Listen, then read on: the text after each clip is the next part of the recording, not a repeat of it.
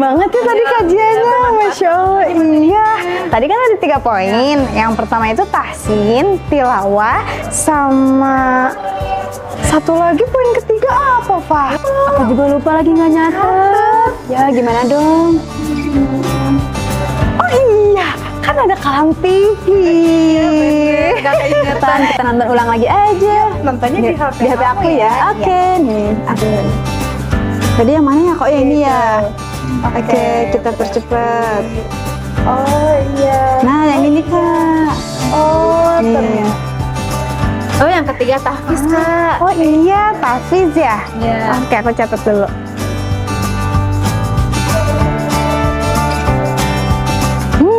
Untung aja ada Kalam TV. Kebantu catatan. Iya.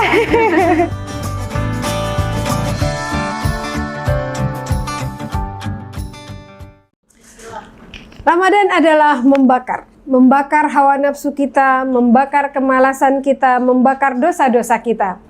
Menjelang Ramadan di tahun 1446 Hijriah, kita persiapkan diri dengan ilmu, keimanan, dan kesehatan. Semoga Ramadan kali ini akan menjadi Ramadan terbaik di dalam hidup kita. Jangan lupa tetap belajar bersama Kalam TV selama bulan Ramadan. Selamat menunaikan ibadah Ramadan 1446 Hijriah. Semoga kita menjadi hamba yang semakin bertakwa.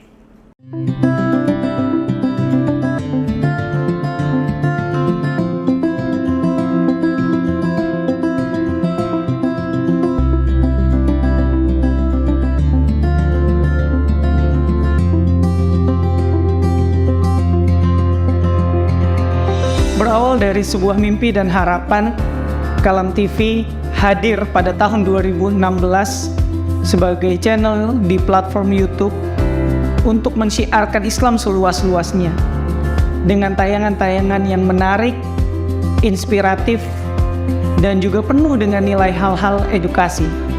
Kami membangun ini dengan kerja keras dan komitmen bersama dengan para pemuda yang juga memiliki kesadaran yang sama tentang kewajiban berdakwah. Kualitas yang tampil di layar kaca merupakan bentuk keseriusan kami dalam bekerja dan bertumbuh guna untuk bisa memberikan yang terbaik untuk umat muslim. Secara konsisten kami menyajikan tayangan seputar dunia Islam yang diantaranya diskusi keislaman, berita tentang dunia Islam, dan kajian keislaman secara live untuk membantu kaum muslimin yang berhalangan hadir secara langsung untuk menyimak kajian di masjid-masjid yang mulia. Kini, dengan mudah masyarakat muslim dimanapun mereka berada bisa melakukan tholabul ilmi hanya dengan menekan satu tombol dalam gadgetnya.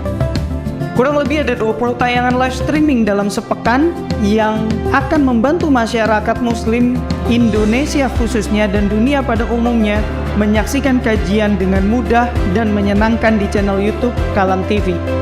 Langkah ini kami ambil sebagai upaya untuk memberikan kontribusi tayangan-tayangan yang bernilai positif di jagat maya Indonesia khususnya. Dengan ini semua, kami menyadari bahwa tidak ada dakwah tanpa tantangan. Pada tahun 2019, kami mengalami tantangan dalam berdakwah di platform YouTube ini. Channel yang sudah kami bangun dengan setidaknya sudah dinikmati oleh 40-70 ribu subscriber, dengan pertumbuhan 1000 subscriber per harinya dan jutaan kali tayang, harus kami ikhlaskan karena terkena hack oleh pihak-pihak yang tidak bertanggung jawab. Kami berharap pihak YouTube bisa membantu kami, akan tetapi kami sadar jika Allah sedang mengajarkan kepada kami tentang arti sabar dan terus berjuang. Setelah hal tersebut terjadi, tidak memutuskan semangat kami untuk mensiarkan Islam. Kami bangun kembali channel Kalam TV ini dan sampai saat ini telah dinikmati oleh 33.000 subscriber dan diputar sebanyak 2 juta kali. Kami pun memutuskan untuk tidak memonetize channel kami agar masyarakat muslim Indonesia bisa merasa nyaman menyaksikan tayangan di Kalam TV tanpa harus diselingi oleh iklan. Keikhlasan dan kecerdasan adalah kunci bagi kami untuk bisa memberikan tayangan yang berkualitas untuk umat muslim di seluruh dunia. Alhamdulillah, berkat dukungan dari umat, Kalam TV bisa terus berkembang dan bertumbuh agar menjadi mercusuar tayangan keislaman di Indonesia yang tidak terafiliasi oleh pihak manapun dan dengan bimbingan langsung dari Kiai Haji Didin Habiduddin. Selaku pembina, kami merasa terjaga sekaligus yakin dalam melangkah dalam mengeluarkan konten-konten edukatif, inspiratif, dan akurat. Kami mengajak kepada seluruh lapisan masyarakat untuk ikut mendukung Kalam TV dengan cara mengkoreksi saat terjadi kesalahan, memberikan ide terbaik, dan mendukung tumbuh kembangnya Kalam TV baik secara material dan moral.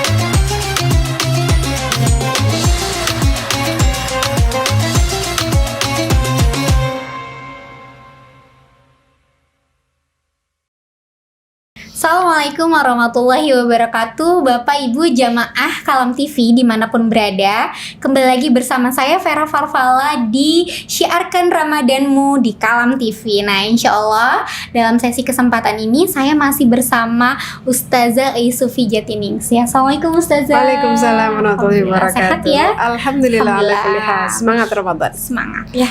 Masih dalam menjaga semangat Ramadan nih, kita akan membahas satu tema, satu topik yang sering diperbincangkan nih di kalangan muslimah, di kalangan perempuan. Nah, pertanyaannya nih, kita akan mengangkat apa sih yang sesuatu yang jadi pembahasan itu. Nah, ini dia ya, kita kadang nih sebagai muslimah suka bertanya-tanya nih, kalau misalnya saya nih hamil, menyusui, nanti tuh membayar puasa setelah Ramadan ini harusnya qada atau fidyah. Nah, itu atau boleh pilih salah satu atau harus keduanya, atau memang ada hukum yang sudah menentukannya. Nah, kali ini kita akan bahas tuntas ya, seperti itu, agar pertanyaan itu tidak lagi menjadi sesuatu yang sulit untuk dijawab. Kita akan pecahkan kali ini. Silahkan Ustazah. Baik, bismillah.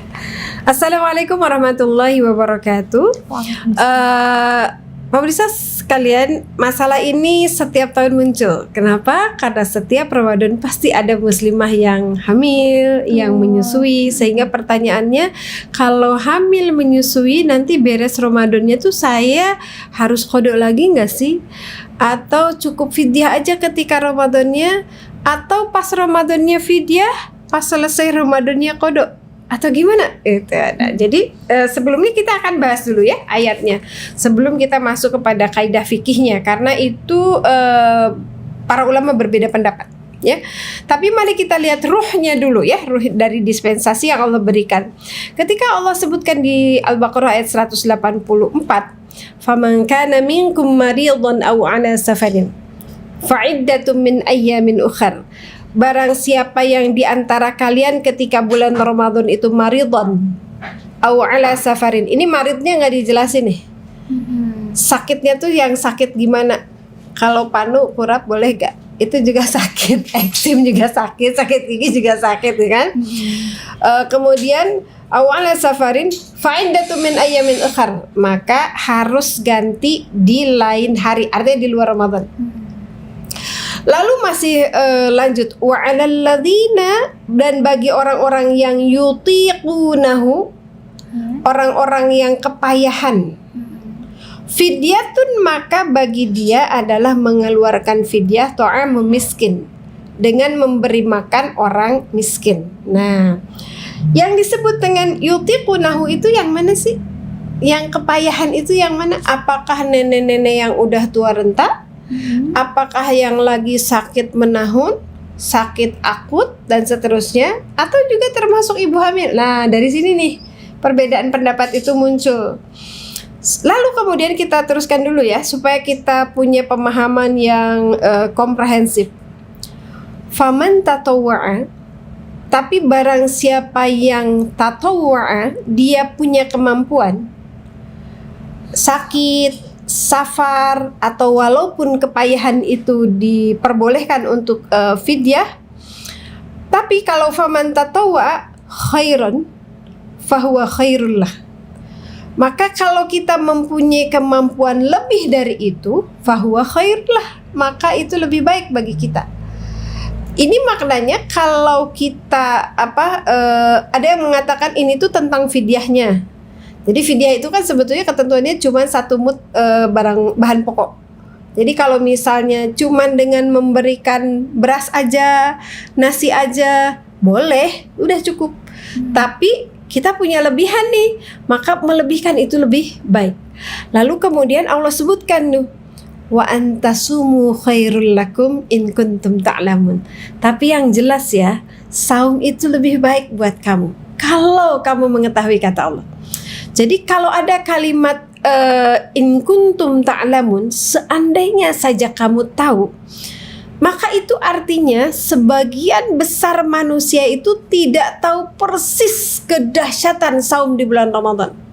Sehingga kalau orang yang punya perasaan seperti itu, kayaknya nggak apa-apa kan, saya safar ya, nggak usah puasa juga nggak apa-apa kan.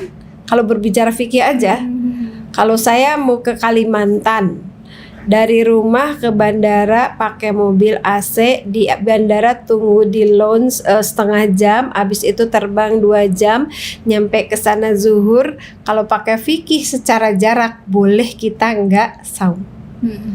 Faman kana minkum maridun aw ala safarin, boleh. Tapi kalau kita ingat fa antasumu khairul lakum in kuntum ta'lamun, kalau kamu tahu saum itu jauh lebih baik.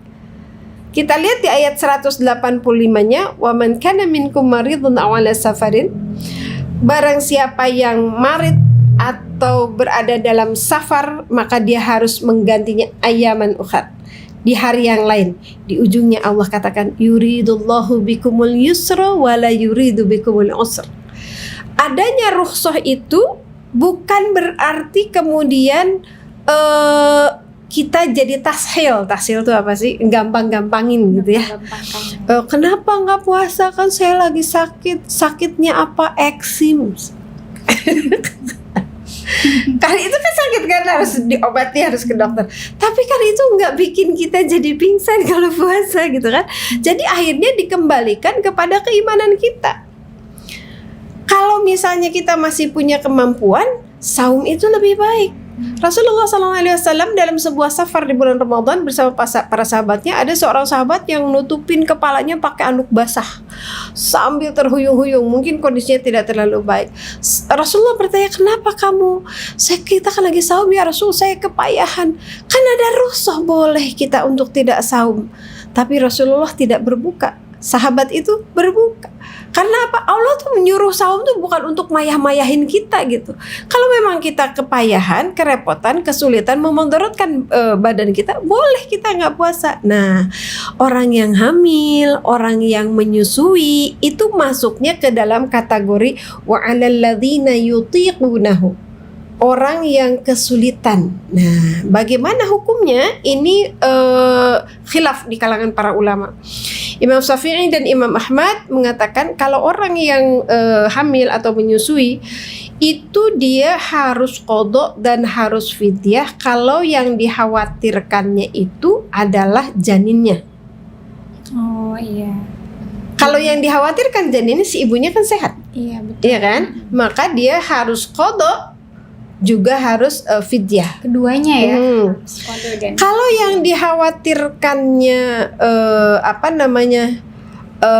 ibunya dan janinnya dua-duanya, Imam Syafi'i mengatakan itu qadha aja. qadha ya. Jadi nanti aja gitu. Nah, ada juga pendapat sahabat, siapa yang berpendapat di sini? Imam Ibnu Abbas, Ibnu Umar, beliau berpendapat bahwa ini kebolehannya itu fidyah aja. Jadi pada saat dia tidak saum di hari itu, fidyah itu sebaiknya dikeluarkan pada hari itu ya teman-teman. Jadi nggak begini misalnya, nanti aja sekaligus sama zakat fitrah. Suka ada gitu ya. Jadi disetorkannya itu pas ujung Ramadan. Sebaiknya fidyah itu hari ini kita nggak saum, hari ini keluarkan fidyahnya. Ada juga yang berpendapat bahwa itu harus qada aja. Qada aja. Itu Imam Hanafi ya kalau tidak salah yang berpendapat bahwa itu dengan qada aja. Jadi perbedaan pendapat itu tentu semua punya dalil, tapi ruhnya adalah antasumu khairul lakum in kuntum ta'lamun. Kita safar jauh tapi kita nyaman, tidak ada kemadorotan kepada kita, tidak jadi payah dan lain sebagainya. Antasumu khairul lakum. Kita hamil tapi kitanya kuat, bayinya nggak ada masalah, kitanya juga nggak ada masalah. Tapi Bu Sufi kalau saya hamil terus saum teh jam 10 suka perih perutnya, itu mah nggak hamil juga perih kalau puasa mah ya. Jangan dijadikan alasan. Saya pernah waktu hamil, waktu itu anak kedua ya, saya konsultasi ke dokter, dok saya ini lagi hamil, boleh nggak saya saum? Plasentanya bagus, bayinya bagus, ibunya sehat, saum nggak akan madorot. Tapi kata dokter itu siangnya jangan nyangkul, jangan ngebeca, jangan maraton, katanya gitu ya. Terus nanti pas buka saumnya langsung makan. Jangan yang manis-manis dulu, langsung makan supaya asupannya, kalau makan yang manis dulu tuh kan sengaja makan yang manis itu. Kenapa kita disunahkan makan yang manis itu? Supaya nanti kita makannya nggak terlalu banyak. Iya, karena udah kenyang duluan. Iya, udah kenyang duluan gitu. Kalau yang hamil kata dokter atau yang menyusui itu langsung makan. Langsung makan. Apalagi sekarang kan ASI-nya bisa dipumping kan. Jadi tetap ASI gitu, kitanya bisa saum, pumpingnya malam gitu kan. Banyak cara. Kalau kita berpikir bahwa antasumu khairul lakum, saum itu lebih baik bagi kita. Lalu ternyata kita bisa mengupayakan kita tetap saum, anak kita nggak mandorot, janin kita nggak mandorot, kitanya juga nggak mandorot. Insya Allah itu aman. Insya Allah itu aman. Kalau kata dokter saya gini, Allah itu bikin syariat itu, ini kalau versi dokter, Allah tuh bikin syariat itu tuh bukan nyuruh kita mati. Itu bahasa lain dari yuridullahu bikumul yusra wala yuridu bikumul usra. Ketentuan Allah tuh ingin menghendaki kemudahan pada kita, bukan menghendaki kepayahan. Jadi kalau itu madharat untuk kita, maka boleh kita berbuka. Bagaimana kalau ibu-ibu yang sudah sepuh atau yang penyakit menaun, misalnya udah pikun, udah nggak bisa apa-apa di atas kasur, fidyah cukup karena dia tidak mungkin. Tapi ada juga misalnya yang masih muda tapi sakitnya sakit kanker misalnya gitu, nggak bisa ngapa-ngapain, bahkan diprediksi usianya tinggal sekian bulan, fidyah. Dia tidak ada harapan untuk sehat di kemudian hari, itu fidyah.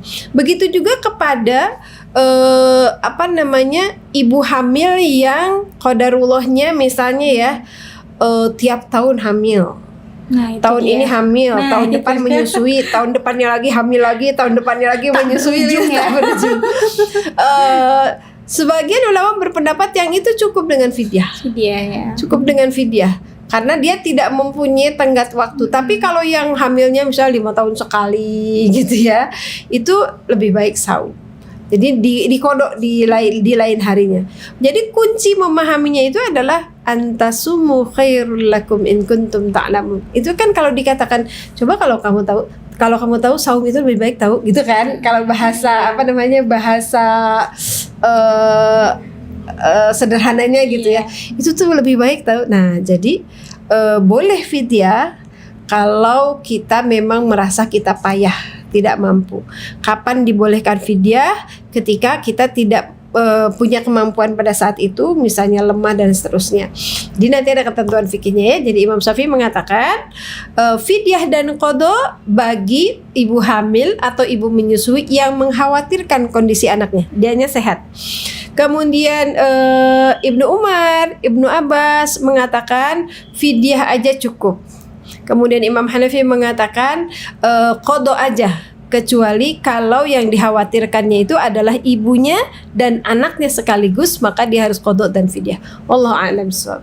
Masya Allah, sangat jelas ya jamaah pembahasan dari materi ini, penjelasan dari Ustazah juga membuat kita semakin mantap nih. Kalau misalnya kita nih sebenarnya berada di posisi yang mana, kita yang bisa memilih ya, kita yang bisa merasakan ya. Betul, Oh saya ini payah, oh saya ini insya Allah nanti berujung kok ini bisa sehat lagi atau bisa puasa lagi. Maka pilih sesuai dengan memang kita tadi kondisinya, dan tentunya dilandasi dengan keimanan. Kalau misalnya kita yakinnya saya insya Allah bisa kodok ya kodok, tapi ternyata kalau misalnya dibenturkan pada kenyataan misalnya sakit dan lain-lain, tadi diambil yang fidyah. Nah ini ada pertanyaan juga nih berkaitan dengan kodok dan fidyah. Nah kan sudah selesai nih ceritanya puasa Ramadan nih, siap-siap dong kita mau kodok. Nah ternyata kan ada keutamaan puasa Syawal nih. Nah kita kadang-kadang kita masih juga bertanya-tanya ya, puasa Syawal dulu apa kodok dulu, sedangkan gitu ya. Syawal kan utamanya 6 hari ya. Nah itu tuh gimana Ustazah? Baik. Sekali lagi perempuan di bulan Ramadan itu dapat bonus banyak banget. Kalau kita selesai Ramadan, maka yang wajib itu qada. Walitukmilul iddah walitukabbirullahi ala ma hadakum. Mengqada itu adalah bagian dari kita mengagungkan Allah. Itu satu. Sehingga ada yang berpendapat lebih baik qada dulu sebelum kita saum Syawal. Oh gitu. Karena qada itu wajib. Wajibnya itu wajib disegerakan kan? Nggak boleh ditunda-tunda karena itu hutang kita. Kita nggak tahu besok kita masih panjang umur atau enggak kan gitu. Tapi ada juga yang berpendapat boleh Syawal dulu karena kalau qada itu waktunya panjang 11 bulan. Kalau Syawal kan hanya 30 hari atau 29 hari, maka sebagian berpendapat boleh Syawal dulu. Nah, ada lagi yang berpendapat kalau kita di ketentuan tentang saum Syawal itu, pokoknya saum di bulan Syawal. Jadi kalaupun kita saum qada di bulan Syawal itu included gitu. Ada yang mengatakan itu. Jadi kalau kita saum di bulan Syawal, saum qada di bulan Syawal, taruhlah qadanya tuh 8 hari misalnya. Maka itu sudah terhitung bahwa dia saum 6 hari di bulan Ramadan. Di bulan Syawal. Jadi Masya Allah, intinya sih gini kalau menurut saya. Intinya bagaimana kita mempunyai istijabah ya, mempunyai semangat untuk memenuhi panggilan Allah. Kalau saya termasuk yang ambil yang wajib dulu. Jadi yang wajib dulu. Ketika misalnya setelah selesai wajib kita haid lagi misalnya gitu ya. Kita haid, ya nggak kebagian Syawal. Mudah-mudahan Allah anggap saumnya qada kita itu saum Syawal juga. Masya Allah. Jadi luar biasa sebetulnya banyak kemudahan kalau kita bisa memahami. Intinya seperti itu. Bagaimana kita istijabah berkeinginan kuat untuk memenuhi panggilan Allah dan Rasulnya dalam ibadah di bulan Syawal itu. Jadi mau qada dulu itu lebih baik. Kalaupun nanti tidak kebagian Syawalnya karena misalnya haid lagi, misalnya haidnya 14 hari gitu. Qadanya baru 6 hari, baru Syawal berapa hari udah Allah Maha tahu. Innahu kana ghafurun syakur. Allah tuh Maha mengampuni dan Maha mensyukuri sesederhana apapun amalan kita. Lalu kalau misalnya kita ingin mendahulukan Syawal, itu juga ada ulama yang berpendapat begitu karena terbatas. Atau kalau mau lebih mudah, qada aja dulu. Toh itu udah dihitung saum di bulan Syawal. Masya Allah. Jadi insya Allah Islam itu memudahkan. Betul, ya. Mudah banget. Tadi udah banyak nih pilihannya. Kita mau pilih yang mana, menyesuaikan kondisi kita yang dilandasi juga keimanan. Tapi jangan sampai Syawal enggak, qada juga enggak ya itu. Dan menentukan kita tuh mampu atau tidak tuh tidak boleh subjektif diri sendiri ya. Nggak boleh misalnya kita hamil ujuk-ujuk kita nggak puasa gitu. Nggak. Fas'alu ahla dzikri in kuntum la ta'lamun. Tanyakan dulu pada ahlinya kalau kamu tidak tahu. Jadi kita harus tanya dulu nih sama dokter, sebetulnya kita tuh mampu atau enggak sih untuk puasa gitu. Jangan kita yang menentukan. Saya pernah ada yang begitu. Kata saya, oh jadi ibu nggak saum selama sebulan penuh? Iya Bu Sufi. Emang kenapa? Soalnya kalau saya saum ya jam 10 teh suka pedih perutnya. Gitu mah yang nggak hamil juga kan pedih. Nah kayak gitu kan memutuskan diri sendiri tuh, memutuskan sendiri gitu. Nggak boleh. Kita tetap harus atas dasar pengetahuan orang yang lebih tahu tentang hal itu daripada kita gitu. Jadi harus ditanya ke dokter. Nih saya agak demam nih dok, ada gak meriang-meriang misalnya. Nanti diperiksa sama dokter. Oh ini kalau puasa nanti dehidrasi, panasnya tambahin. Jangan puasa ya, jangan puasa. Tapi kalau misalnya kata dokter, ini mah cuma 36,5 lah, ini mah tinggal berada di ruangan yang adem aja juga insya Allah nggak akan bertambah parah gitu. Yang jelas Allah tuh bukan ingin membuat kita payah ya saum itu. Menghendaki kemudahan tapi bukan untuk dimudah-mudahkan. Antasumu khairul lakum. Sesungguhnya saum itu lebih baik bagi kamu. Insya Allah ya, sesungguhnya saum itu lebih baik untuk kamu ya.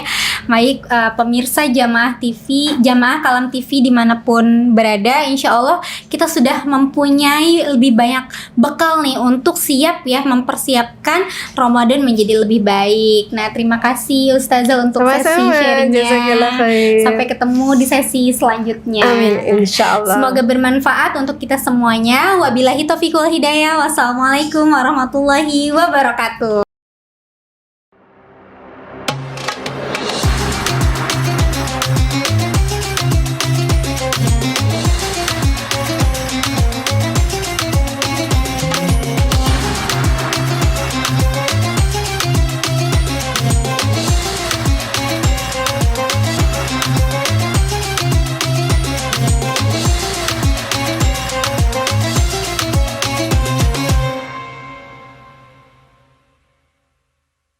Assalamualaikum warahmatullahi wabarakatuh. Saya Muhammad Hussein Gaza. Senang sekali saya bisa berkolaborasi hari ini dengan Kalam TV, kajian kepalestinaan. Buat teman-teman kalian yang nonton video ini, ada 3 tugas kalian. Pertama, ya kalian like, share video ini agar menjangkau lebih banyak penonton. Kedua, kita support. Ini adalah media Muslim yang selama ini jarang tampil karena jarang disupport, jarang apresiasi untuk mengcounter, untuk menyeimbangkan konten-konten sampah yang banyak berseliweran di media sosial. Ini momen kita untuk menjadi ladang dakwah kita, ladang perjuangan kita, bahwa media Islam harus disupport oleh umat Islam yang mayoritas di Indonesia ini. Maka dari itu teman-teman silakan di like, di subscribe Kalam TV dan di share seluas-luasnya agar bisa ya menjadi lentera dan menjadi inspirasi buat umat Islam karena kontennya bagus banget, banyak kajian-kajian yang penting banget untuk kalian ikuti. Insya Allah Ta'ala juga bernilai ibadah untuk kita semua. Kalam TV sukses terus. Assalamualaikum warahmatullahi wabarakatuh.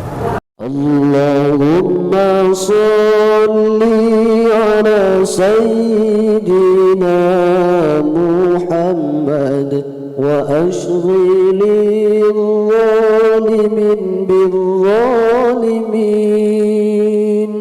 wa akhrijna min bainihim salimin wa ala alihi wa sahbihi ajma'in. Allahumma salli ala sayyidina Muhammad wa ashghilil zalimin bil zalimin wa akhrijna min bainihim salimin wa ala alihi wa sahbihi ajma'in. Allahumma salli ala sayyidina Muhammad wa ashghilil zalimin bil zalimin wa akhrijna min bainihim salimin wa ala alihi wa sahbihi ajma'in. Allahumma salli ala sayyidina Muhammad wa ashghilil zalimin bil zalimin wa akhrijna min bainihim وعلى آله وصحبه أجمعين.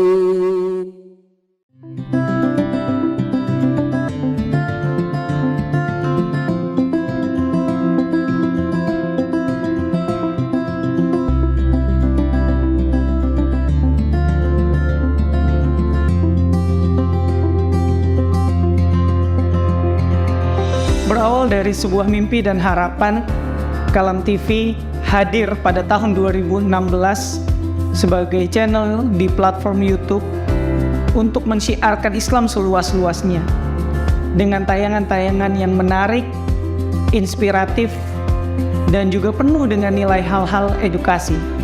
Kami membangun ini dengan kerja keras dan komitmen bersama dengan para pemuda yang juga memiliki kesadaran yang sama tentang kewajiban berdakwah.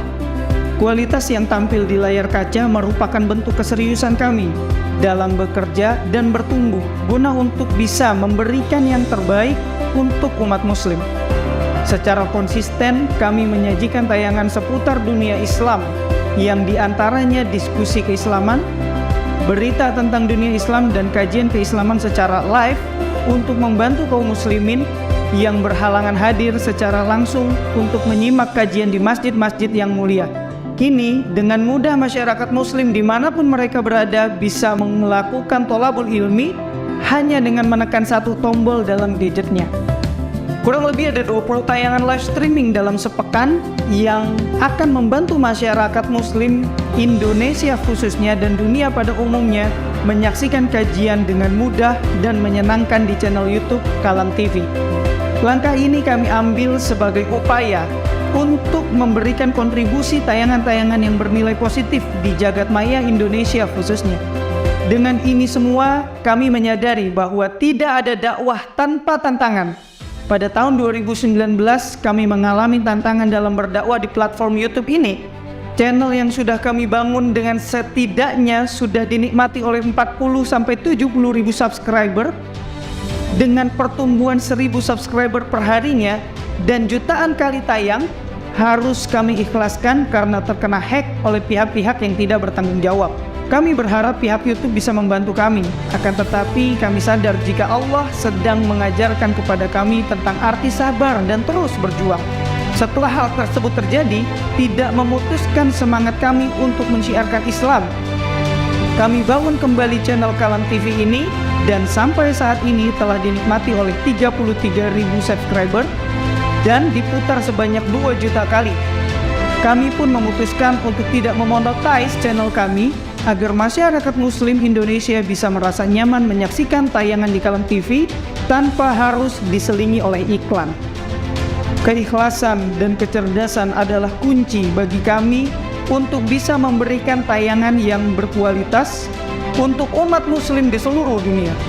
Alhamdulillah, berkat dukungan dari umat, Kalam TV bisa terus berkembang dan bertumbuh agar menjadi mercusuar tayangan keislaman di Indonesia yang tidak terafiliasi oleh pihak manapun, dan dengan bimbingan langsung dari Kiai Haji Didin Habiduddin selaku pembina, kami merasa terjaga sekaligus yakin dalam melangkah dalam mengeluarkan konten-konten edukatif, inspiratif, dan akurat. Kami mengajak kepada seluruh lapisan masyarakat untuk ikut mendukung Kalam TV dengan cara mengkoreksi saat terjadi kesalahan, memberikan ide terbaik, dan mendukung tumbuh kembangnya Kalam TV baik secara material dan moral.